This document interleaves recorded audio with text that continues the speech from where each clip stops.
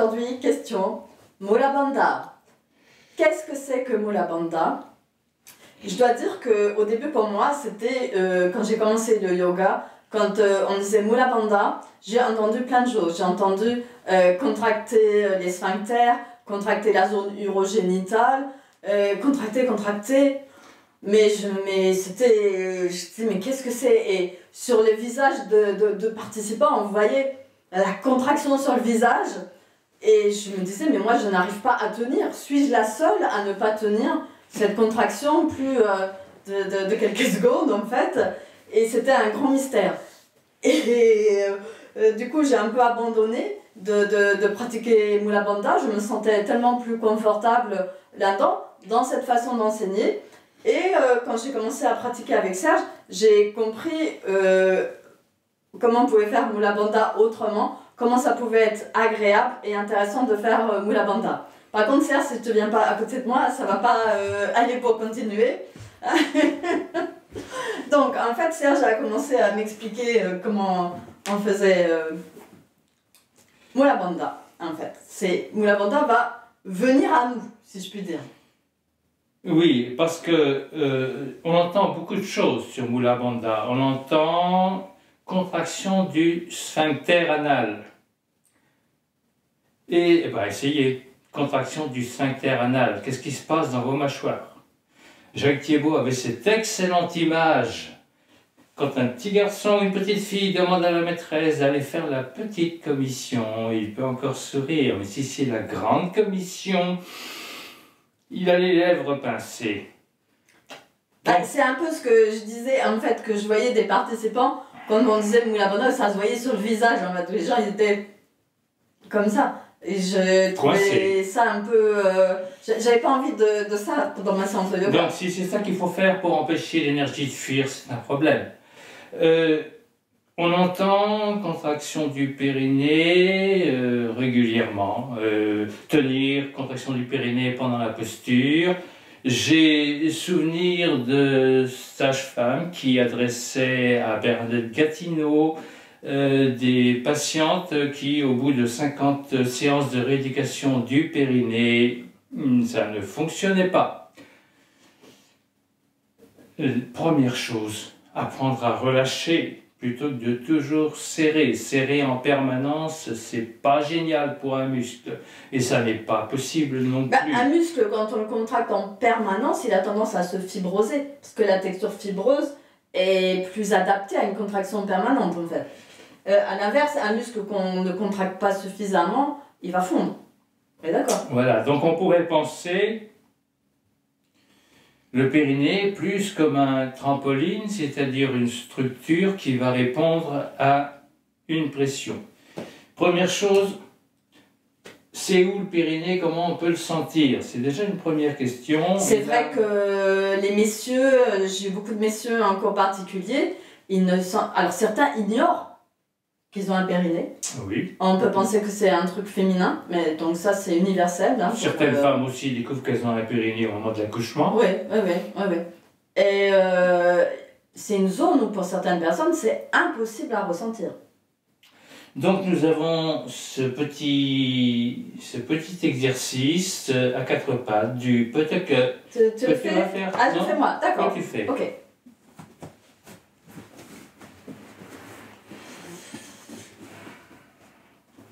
Donc je viens à quatre pattes.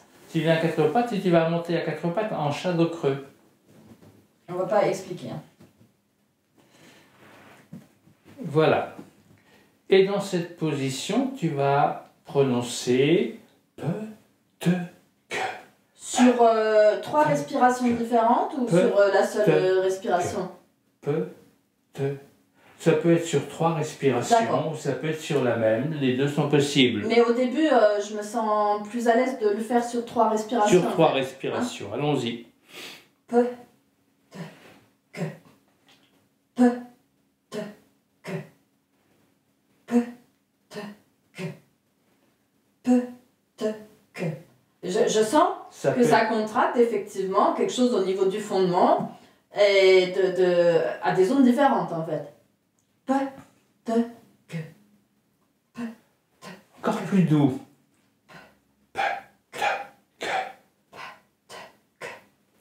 sortie du champ. Ou sur une seule. Nous allons avoir le P qui va correspondre avec la zone du triangle anal, le T qui va correspondre avec le noyau fibreux central et le Q qui va correspondre avec la zone urogénitale.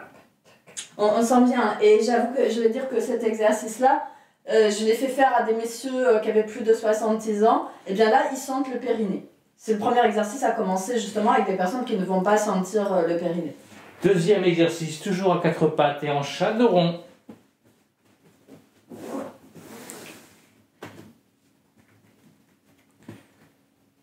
Un peu comme si vous envoyiez de la buée dans un miroir, délicatement, mais sur le son d'un aboiement de chien.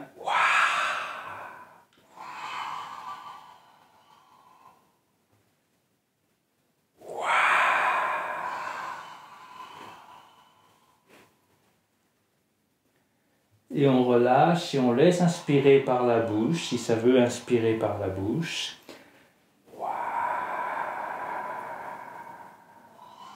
Quand un chien aboie, son fondement se rentre et ses flancs se rentrent. Et là, dans cette position, vous pouvez sentir peut-être que les flancs se rentrent. Ouais, je sens vraiment... Et que quelque chose se passe au niveau du périnée, au niveau du fondement. Oui, là, c'est très net. Hein. Alors, si tu veux, tu vas rester encore et tu vas passer en shadow creux. Donc, je passe quand en shadow creux.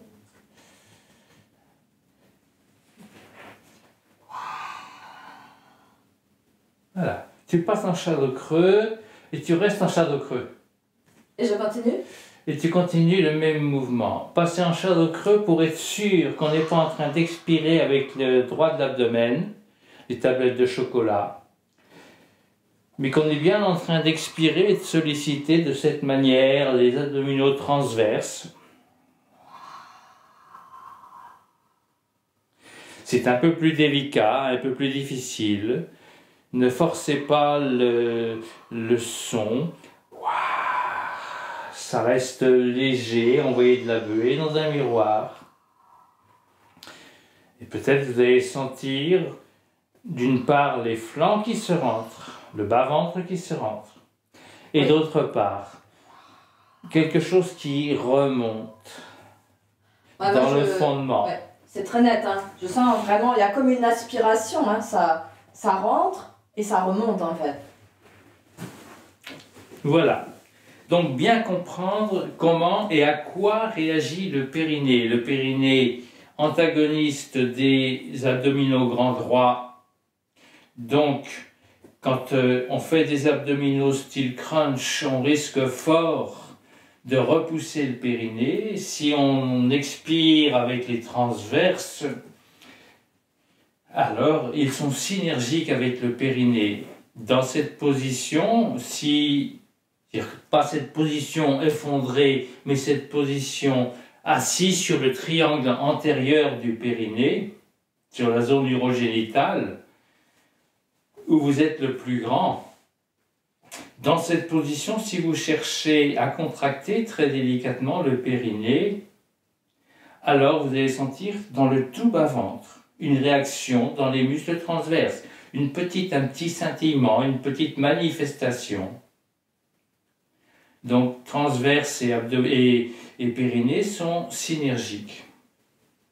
Alors ce que j'ai constaté aussi, donc, dans les cours particuliers, c'est qu'il y a énormément de femmes qui souffrent de fuite urinaire, dont la pratique de yoga ou en dehors. Et j'ai remarqué que ça vient beaucoup du fait de prendre une grande inspiration systématiquement. Tout exercice est pris, ou dès qu'on dit respire, une grande inspiration est prise et ça va ramener trop de pression. Ça amène une pression constante sur le périnée en fait. Dès que d'une part on est effondré et qu'on ne peut plus respirer qu'en haut, chaque expiration va amener une pression sur le périnée. Va amener le poids de la cage thoracique sur l'abdomen et le poids donc des viscères qui va repousser le périnée et limiter la mobilité du diaphragme. Donc ça, c'est important que ce soit dans cet effondrement ou que ce soit dans le garde à vous, la projection des côtes, cette impression par contraction des muscles du dos, que l'on sent très bien si on met les mains dans le dos, on sent très bien qu'il y a une contraction, un raccourcissement. Et alors là, la respiration, comme la nuque, comme la gorge, je vous parle avec ma gorge, mon périnée est complètement inhibé. Voilà, ok. Sentir encore le périnée. Si par exemple vous expirez, sans prendre une inspiration avant. Sans forcément prendre une inspiration. Mais ça c'est important, hein, parce que c'est quand même très fréquent, hein, de dire expirer, mais avant on prend une grande inspiration. Et on ne cherche pas à vider un max, on cherche simplement, par exemple avec un son,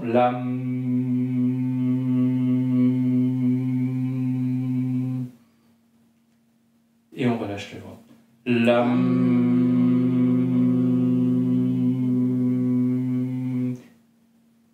Le ventre se déprime, et parce que le ventre se déprime, la pression change dans l'abdomen et que le périnée répond à cette différence de pression, à cette augmentation de la pression dans l'abdomen.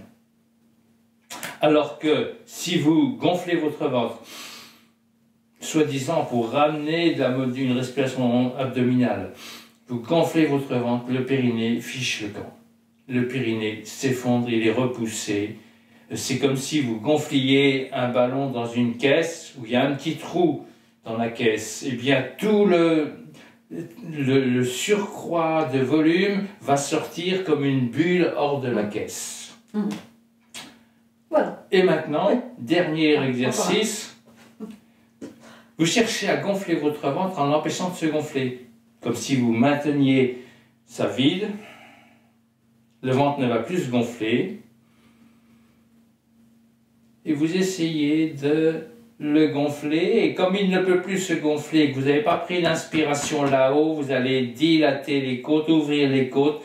Les reins vont apparaître, c'est-à-dire la zone des reins va s'exprimer. La pression change dans l'abdomen. Et là, le périnée est en place. Il n'y a plus que qu'à l'accompagner. Et ça tombe bien parce qu'en pranayama, la plupart du temps, les suspensions de souffle se font avec Mula Bandha à poumon plein.